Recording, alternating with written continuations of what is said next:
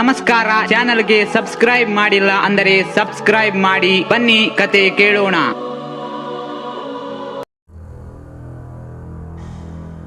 ಈ ಘಟನೆ ನನಗೆ 2018ರಲ್ಲಿ ಸಂಭವಿಸಿದ್ದು.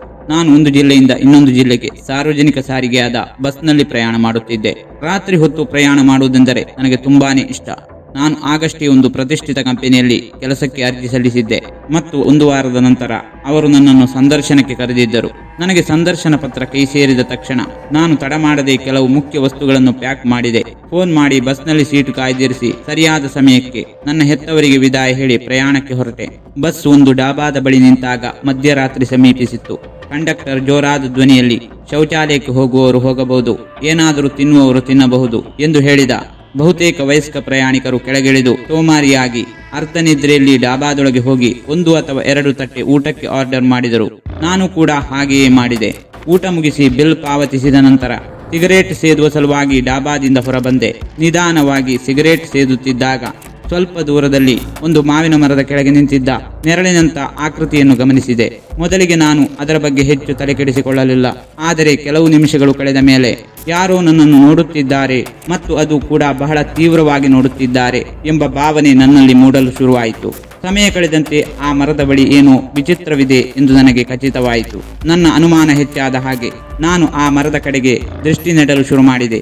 ಏನೋ ಒಂದು ಅಜ್ಞಾತ ಅದೃಶ್ಯ ಶಕ್ತಿ ನನ್ನನ್ನು ಅಲ್ಲಿಗೆ ಬರುವಂತೆ ಕರೆಯುತ್ತಿರುವಂತೆ ಅನಿಸಿತು. ನಾನು ಆ ಮರದ ಕಡೆಗೆ ಕೆಲವು ಹೆಜ್ಜೆ ನಡೆದೆ. ನಂತರ ಆ ಅಪರಿಚಿತ ವಸ್ತುವಿನಿಂದ ಸುರಕ್ಷಿತ ದೂರ ಕಾಯ್ದುಕೊಳ್ಳಲು ಅಲ್ಲೇ ನಿಂತು ಬಿಟ್ಟೆ. ಆಗ ಆ ಮರ ಮತ್ತು ನನ್ನ ನಡುವಿನ ಅಂತರ ಸುಮಾರು 10 ಅಡಿಗಳಷ್ಟಿತ್ತು. ಬೀದಿ ದೀಪಗಳು ಹೆಚ್ಚು ದೂರದಲ್ಲಿ ಇಲ್ಲದಿದ್ದ ಕಾರಣ ಅಷ್ಟು ಸ್ಪಷ್ಟವಾಗಿಲ್ಲದಿದ್ದರೂ ಆ ಮಾವಿನ ಮರದ ಸುತ್ತಮುತ್ತಲಿನ ಪ್ರದೇಶಗಳು ನನಗೆ ಕಾಣಿಸುತ್ತಿದ್ದವು. ನಾನು ಸುತ್ತಮುತ್ತಲಿನ ಪ್ರದೇಶಗಳನ್ನು ಗಮನಿಸುವುದರಲ್ಲಿ ಆಳವಾಗಿ ಮಗ್ನನಾಗಿದ್ದೆ. ಇದ್ದಕ್ಕಿದ್ದಂತೆ ಎಲ್ಲಿಂದಲೋ ಚರ್ ಚರ್ ಎಂಬ ಮಸುಕಾದ ಸದ್ದು ಕೇಳಿಸಿತು. ಯಾರೋ ಆ ಮರದ ಸುತ್ತಲೂ ಹರಡಿರುವ ಒಣಗಿದ ಎಲೆಯ ಮೇಲೆ ನಡೆದು ಬಂದಂತೆ ಆ ಶಬ್ದವಿತ್ತು. ಪ್ರಾಮಾಣಿಕವಾಗಿ ಹೇಳಬೇಕೆಂದರೆ ಆ ಕ್ಷಣ ನನಗೆ ಖಂಡಿತ ಭಯವಾಯಿತು ಮತ್ತು ತಕ್ಷಣವೇ ನಾನು ಭಗವಾನ್ ರಾಮನ ಪವಿತ್ರ ನಾಮವನ್ನು ಜಪಿಸಲು ಪ್ರಾರಂಭಿಸಿದೆ.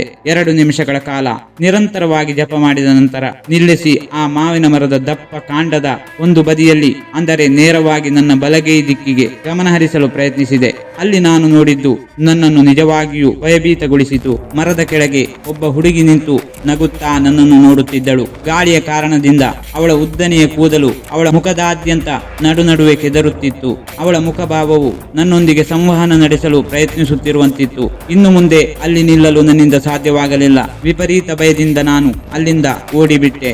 ನಾನು ಹಿಂದೆಂದೂ ಇಷ್ಟೊಂದು ಹೆದರಿರಲಿಲ್ಲ. ಆ ಹುಡುಗಿಯನ್ನು ನಾನು ಎಂದಿಗೂ ಮರೆಯಲು ಸಾಧ್ಯವಿಲ್ಲ. 2018ರಿಂದ ಈ 2025ರವರೆಗೆ ನನ್ನ ಸುತ್ತಲೂ ಅವಳ ಇರುವಿಕೆಯನ್ನು ಅನುಭವಿಸಿದ ಹಲವು ಘಟನೆಗಳು ನಡೆದಿವೆ.